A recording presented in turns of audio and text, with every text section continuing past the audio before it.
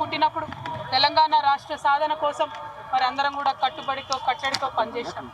తదనంతర కాలంలో ఎప్పుడైతే అధికారం వచ్చిందో, ఎప్పుడైతే తెలంగాణ ఉద్యమ ద్రోహులంతా కూడా టీఆర్ఎస్ పార్టీలో చేరారో, అసలైన ఉద్యమకారులను, ఉద్యమంలో మనతో కలిసి పనిచేసినటువంటి ఉద్యమ సహచరులను రాత్రనక పగలనక గుర్తింపు ఉన్నా లేకపోయినా కార్యకర్తలుగా గ్రామాన పనిచేసినటువంటి లక్షలాది మందికి మరి టీఆర్ఎస్ పార్టీలో ఏనాడు ఇస్మంత కూడా గౌరవం దక్కలేదు.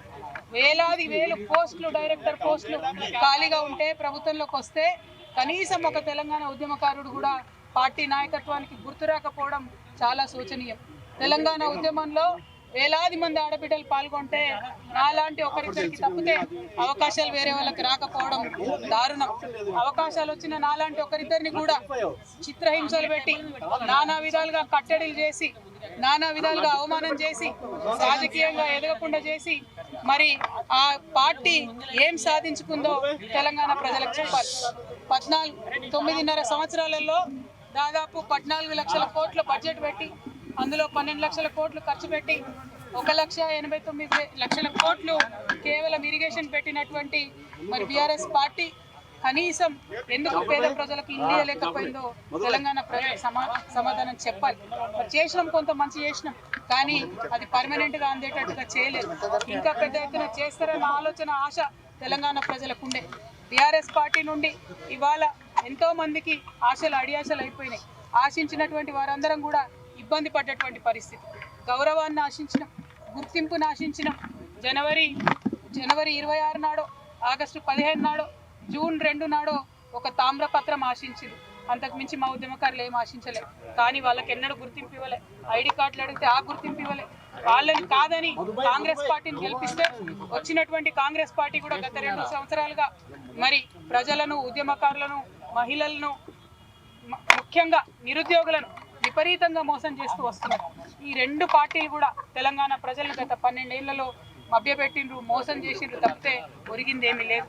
అందుకే ఈ రాష్ట్రంలో తెలంగాణ పేరును తనలో నింపుకున్నటువంటి, తెలంగాణ ప్రజల యొక్క రాజకీయ అస్తిత్వాన్ని కాపాడేటటువంటి పొలిటికల్ పార్టీ రావాల్సినటువంటి అవసరం ఉన్నది.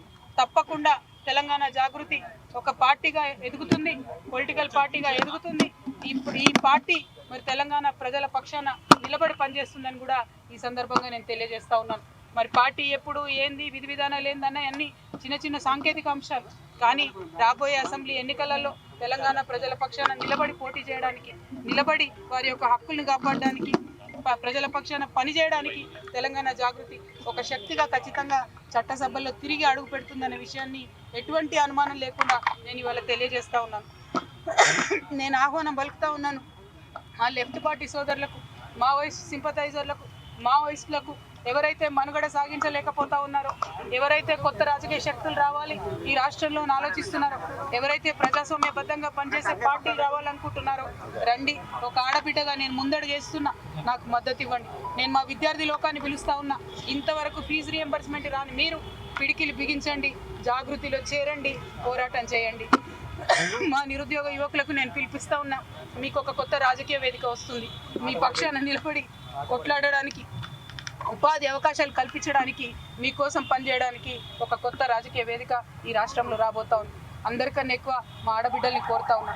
ఒక ఆడబిడ్డగా తెలంగాణ రాజకీయ అస్తిత్వాన్ని కాపాడడం కోసం, మన ఆడబిడ్డల హక్కులు కాపాడడం కోసం నేను ముందడుగేస్తా ఉన్నాను. నన్ను దీవించండి, ఆశీర్వదించండి, నాతో పాటు నడవండి. ఒక అవమాన భారంతో తల్లిగారింటి నుంచి, ఒక అవమాన భారంతో ఇంటి పార్టీ నుంచి నేను ఇవాళ అన్ని బంధనాలు తెంచుకొని బయటకు వస్తా ఉన్నా.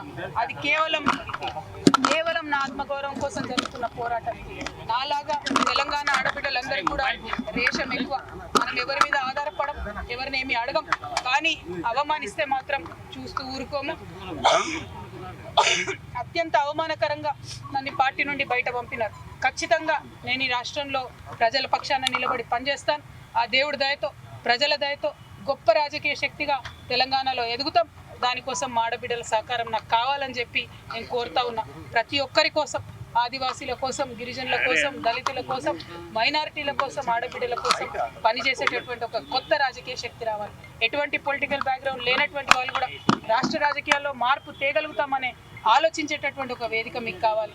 అటువంటి వేదికను మీకు ఇస్తానని మాట ఇస్తూ మరొక ప్రయత్నం నేను చేస్తున్నా, నాకు అండగా నిలబడాలని కోరుతున్నాను. I request all our minority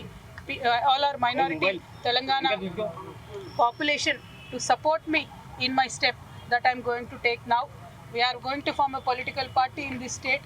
It will definitely create a lot of space for people who wanted to work in a democratic front, people who wanted to work in a democratic forum. The party BRS, which we thought was our own party, our own Telangana People's Party, has betrayed us in number of issues. It has not fulfilled our aspirations. We need to work towards fulfilling our aspirations. BRS party has spent about 1.89 lakh crores on irrigation in the last 10 years, but not even one new acre has come into farming today. So in many aspects BRS has failed us. More than anything, we wanted to work for our self-respect. BRS has failed the people who have worked for the achievement of state. So I urge the people of Telangana that I am going to take a step forward. I am going to form a political party in Telangana. Kindly support me, kindly empower me. By empowering Telangana Jagruti, you will be empowering the people of Telangana. You will be working towards the goals that are left unfulfilled by the BRS party. We will work towards a bright future. मैं हमारे सारे मुसलमान भाई बहनों से भी request करती हूँ, तेलंगाना में एक सेक्युलर फोर्स की ज़रूरत है, तेलंगाना में एक सेक्युलर और अनबयास्ड फोर्स की ज़रूरत है.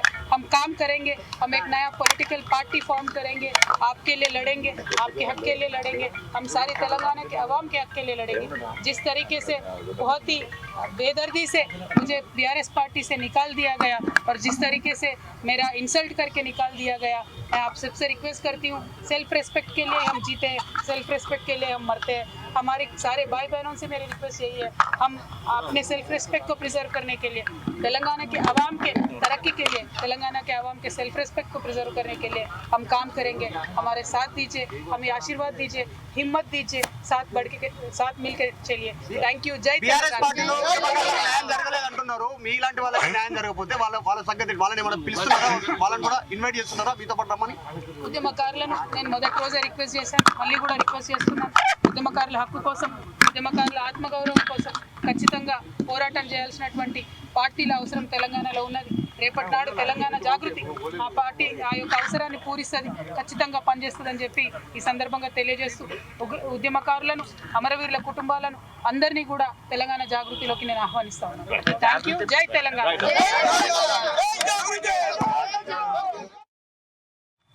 ఉపాధి అవకాశాలు కల్పించడానికి, మీకోసం పనిచేయడానికి ఒక కొత్త రాజకీయ వేదిక ఈ రాష్ట్రంలో రాబోతా ఉంది. అందరికన్నా ఎక్కువ మా ఆడబిడ్డల్ని కోరుతా ఉన్నాను. ఒక ఆడబిడ్డగా తెలంగాణ రాజకీయ అస్తిత్వాన్ని కాపాడడం కోసం, మన ఆడబిడ్డల హక్కులు కాపాడడం కోసం నేను ముందడుగేస్తా ఉన్నాను. నన్ను దీవించండి, ఆశీర్వదించండి, నాతో పాటు నడవండి. ఒక అవమాన భారంతో తల్లిగారింటి నుంచి, ఒక అవమాన భారంతో ఇంటి పార్టీ నుంచి నేను ఇవాళ అన్ని బంధనాలు తెంచుకొని బయటకు వస్తా ఉన్నా. అది కేవలం నా ఆత్మగౌరవం కోసం జరుగుతున్న పోరాటం. నాలాగా తెలంగాణ ఆడబిడ్డలందరికీ కూడా రేషం ఎక్కువ. మనం ఎవరి మీద ఆధారపడం, ఎవరిని ఏమి అడగం, కానీ అవమానిస్తే మాత్రం చూస్తూ ఊరుకోము. అత్యంత అవమానకరంగా నన్ను పార్టీ నుండి బయట పంపినారు. ఖచ్చితంగా నేను ఈ రాష్ట్రంలో ప్రజల పక్షాన నిలబడి పనిచేస్తాను.